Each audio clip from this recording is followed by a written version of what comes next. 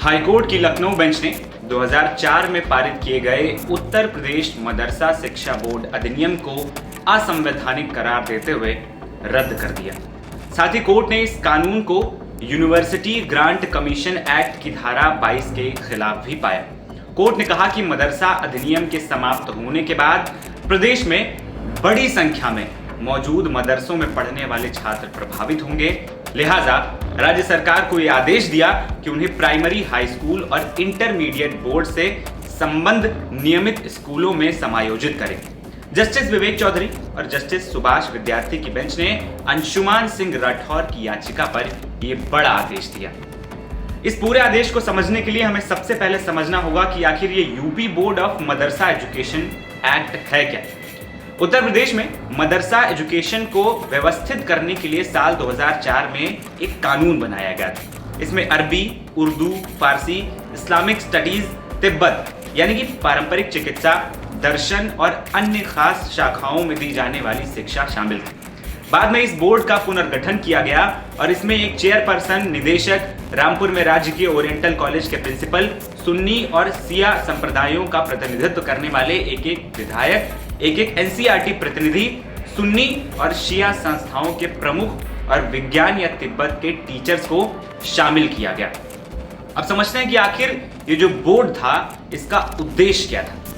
मदरसा education act के मुताबिक board का काम यूजी यानी कि कामिल और पीजी यानी कि फाजिल डिग्री, डिप्लोमा, सर्टिफिकेट कोर्स और अन्य शैक्षिक गतिविधियां प्रदान करना है। इसके साथ ही मुंशी और मौलवी आलिम कोर्स की परीक्षा भी आयोजित कराना बोर्ड की जिम्मेदारी, यानी 10वीं और 12वीं की परीक्षा भी ये बोर्ड आयोजित कराता था। बोर्ड को तहतानिया, फौकवानिया, मुंशी, मौलवी, आलिम, कामिल और फाजिल के लिए पाठ्यक्रम पुस्तकें, संदर्भ पुस्तकें और अन्य शिक्षण सामग्री निर्धारित करने का भी आदेश दिया गया था। यानी कि ये जो बच्चों को किताबें मिलती थी, उन्हें क्या पढ़ाया जाएगा, कौन सी पुस्तकें होंगी, चाहे वो 10वीं की बात हो, 12वीं की बात हो, ये सब निर्धारित करने का काम इस बोर्ड का था। अब समझते हैं कि आखिर अब धीरे धीरे कैसे मदरसा की शिक्षा जो है वो बदली। दरअसल साल 2017 में सत्ता में बीजेपी की नेतृत्व वाली सरकार आई, जिसमें योगी आदित्यनाथ को मुख्यमंत्री बनाया गया, जिन्होंने एनसीईआरटी पर आधारित पाठ्यक्रम को बढ़ावा देना शुरू किया। मदरसों को अत्याधुनिक बनाने पर सरकार की खास नजर थी। पिछले साल सरकार ने 1275 मदरसों को कंप्यूटर से लैस किया, 7442 संस्थाओं में बुक बैंक स्थापित किए। इसके साथ ही व्यापक रूप से साइंस, मैथ्स किट भी बांटे। अब यह समझना भी बेहद जरूरी है कि आखिर 2004 से पहले यानी मदरसा शिक्षा अधिनियम लागू होने से पहले क्या थी मदरसा शिक्षा व्यवस्था। यूपी में मदरसे सदियों से संचालित हो रहे हैं, जो एक बोर्ड की देखरेख में धार्मिक शिक्षा प्रदान करते रहे। साल 1995 तक ये मदरसे राज्य शिक्षा विभाग के अधीन में थे। इसके बाद तत्कालीन कांग्रेस सरकार ने सभी मदरसों का नियंत्रण अल्पसंख्यक कल्याण विभाग को दे दिया।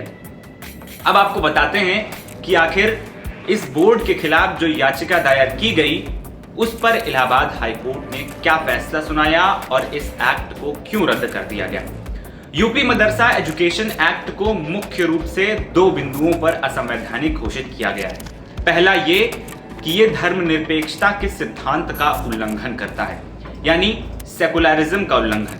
कोर्ट ने यह भी फैसला देते हुए याचिकाकर्ता के उस तर्क को ध्यान में रखा जिसमें बताया गया कि मदरसा अधिनियम की योजना और उद्देश्य केवल इस्लाम, इसके नुस्खे, निर्देशों और दर्शन में शिक्षा को बढ़ावा देना है। इसके अलावा हाईकोर्ट ने अपने फैसले में इस तर्क को भी आधार बनाया कि मदरसा बोर्ड डिग्री देने की शक्ति रखता है, जो कि यूजीसी का क्षेत्र है। अब बात करते हैं कि आखिर इस फैसले का मदरसों की शिक्षा पर क्या असर पड़ेगा। इलाहाबाद हाईकोर्ट के इस आदेश का असर यूपी के 13,329 पंजीकृत मदरसों में पढ़ने वाले 15.75 लाख बच्चों पर पड़ेगा। बोर्ड के अनुसार 33,689 शिक्षक मदरसों से जुड़े हैं, जिनमें से 9,646 सरकारी वित्त पोषित। राज्य के मदरसों में 13,239 गैर शिक्षक कर्मचारी हैं, जिनके लिए संकट होगा।